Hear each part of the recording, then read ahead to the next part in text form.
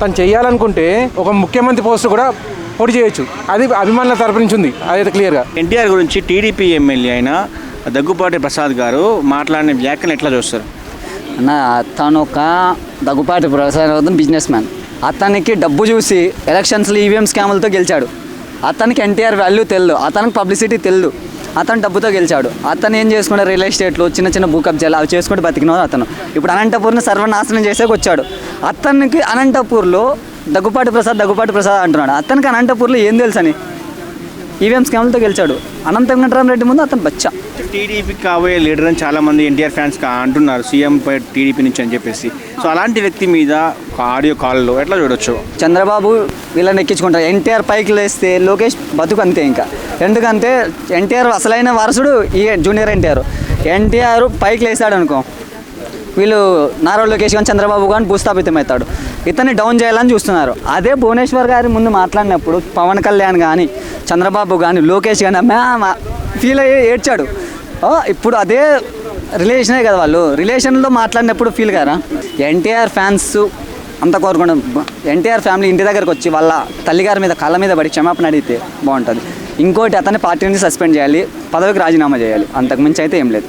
తను చేయాలనుకుంటే ఒక ముఖ్యమంత్రి పోస్ట్ కూడా పోటీ చేయొచ్చు. అది అభిమానుల తరపు నుంచి ఉంది, అదైతే క్లియర్గా. అది ఆయన అన్నడా అనలేదా అది వేరే విషయం. అటువంటిది కూడా ఆయన పక్కన పెట్టేసి అసలు రాజకీయాలు వద్దని చెప్పేసి సినిమా చూసుకుంటున్నాడు. ఆయనతో నీకేం వచ్చింది, అసలు నీకేం అవసరం వచ్చింది? అంటే తర్వాత వచ్చేసి అసలు అది వాయిసే నాది కాదు, ఏఐ క్రియేటెడ్ అని కూడా మధ్యలో మాట్లాడడం జరిగింది. సో అది నిజం అనుకోవచ్చా? భయ్యా, ఏఐ క్రియేటెడ్ అయితే సోషల్ మీడియాలో క్లియర్గా చెప్పేసి అవి ఫేక్ వీడియోస్ ఆడియోస్ అని చెప్పేసి ఇవి చూడొద్దని చెప్పేసి ఆ మాత్రం సోషల్ మీడియాకి తెలియకుండానే బయటకు వస్తున్నాయి అవన్నీ. ఆ మాత్రం తెలియకుండానే లోకం ఉంది అనుకుంటారా? అంటే నువ్వు ఏ చెప్పినా మేము నమ్ముతామని చెప్పేసి అనుకుంటారా? అంటే ఇప్పుడు అధికార పార్టీలో ఉన్నటువంటి ఒక ఎమ్మెల్యే, అది కూడా అనంతపురం ఎమ్మెల్యే, అసలు సినిమా రంగాన్ని రాజకీయ రంగాన్ని ఈ విధంగా మిక్స్ చేసి మాట్లాడడం ఎంతవరకు కరెక్ట్ అంటారు? చాలా హేయమైన చర్య. ఆయన రాజకీయం ఆయన ఏదో ఆయన చూసుకోమని. పొరపాటున ఎన్టీఆర్ నీకు పోటీ వచ్చినప్పుడు సరే పోటీ వస్తుందని చెప్పేసి ఒక రెండు మాట్లాడాను, కానీ దాన్ని కూడా ఇంత నీచంగా మాట్లాడాల్సిన అవసరం అయితే లేదు. సరే ఆయన సినిమా చూడొద్దు, నీకు నచ్చలేదు, ఏదో పోయింది, అరే ఆయన సినిమా చూడకుండా అని చెప్పేసి అన్నాను. కానీ తిట్టడం ఏంటి? పశువుల పద్ధతి ప్రవర్తిస్తున్నాడు అంతే. సో మరి గవర్నమెంట్ తరఫున ఎట్లాంటి యాక్షన్స్ తీసుకోవాలని ఆయన పైన?